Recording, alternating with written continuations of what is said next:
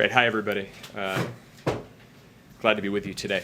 So you all heard from the president earlier today with his perspective on the May employment report. So I won't repeat what he said, but I just did want to provide a couple of contextual points and a little bit more looking under the hood of that report from an economic perspective.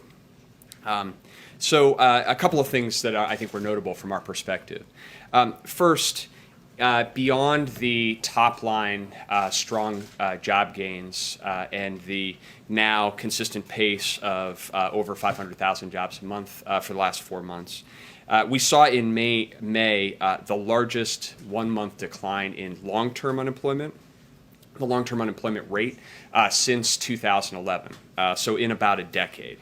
That measure is measuring people who have been out of work for at least 27 weeks, so for more than half a year, and that number fell by 431,000 this month.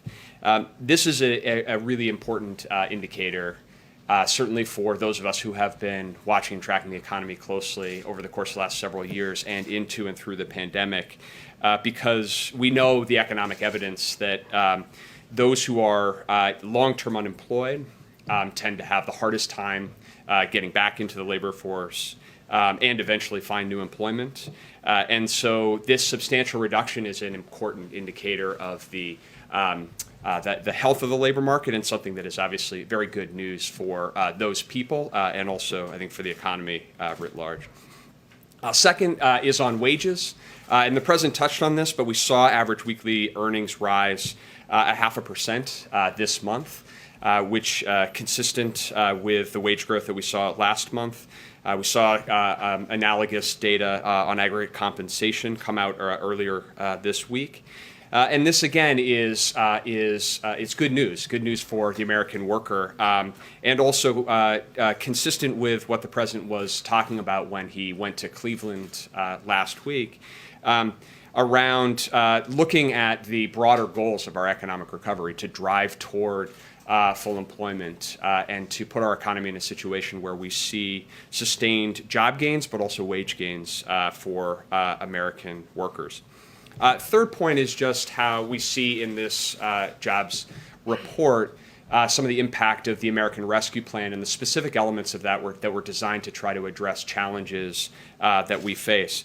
Obviously, beyond the direct vaccination effort, two of the key elements of the American Jobs Plan were around trying to provide the support necessary to get schools open, and then in particular to provide the support for child cares and child care centers, to actually get more child care centers open, because we know that the more centers are open, the more slots there are, the safe child care environment is a key element of how families and parents think about how to sustain work in the post-COVID environment.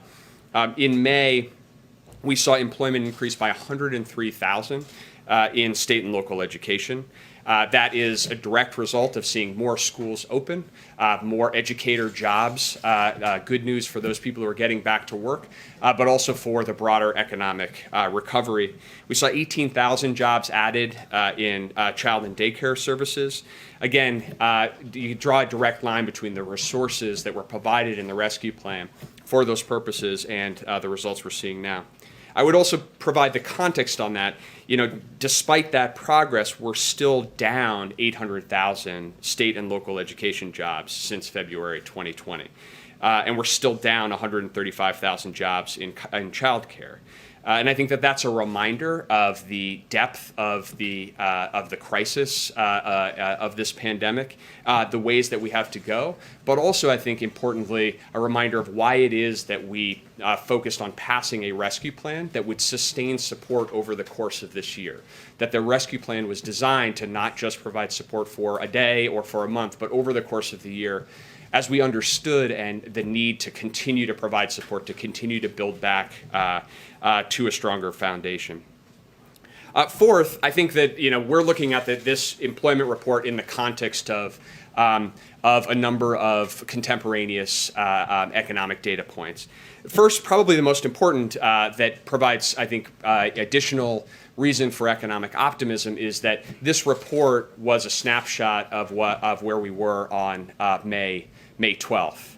And perhaps most evocatively, in just how quickly things are changing, where we too have been doing this briefing on the day that this, on a day in that week, we all still would have been masked. Things are changing very quickly, and in fact, since that period, an additional 21 million adult age Americans have gotten fully vaccinated. And so we're making progress even since this snapshot in time. And secondly, we're looking at this job growth in the context of the overall health and growth of the economy. And we saw earlier this week the OECD significantly increase its economic growth forecast to 6.9% for 2021. In that report, citing that the American Rescue Plan and the United States fiscal response likely adding 3 to 4 percentage points to GDP this year, and positioning the U.S. as the president heads to his first G7 as the only G7 country, the only OECD country in a position where our future growth prospects are actually stronger today than they were pre-pandemic in January 2020. That's only true of the United States, not any other developed country. The final point that I will make is a point that you will hear me repeat as and if and when I come back and we talk more about jobs numbers in the future, is that we are in an unprecedented situation. There's a lot of uncertainty in our economy, and we never put too much weight on any individual data point, be it a jobs report or any other report. We expect there to be ups and downs. We expect there to be bottlenecks as we turn this economy back on. And our focus, the president's focus, is on executing an economic strategy that is working.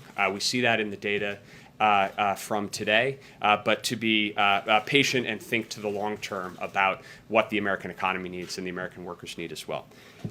So with that, happy to open up, take some questions. But go ahead, Zeke.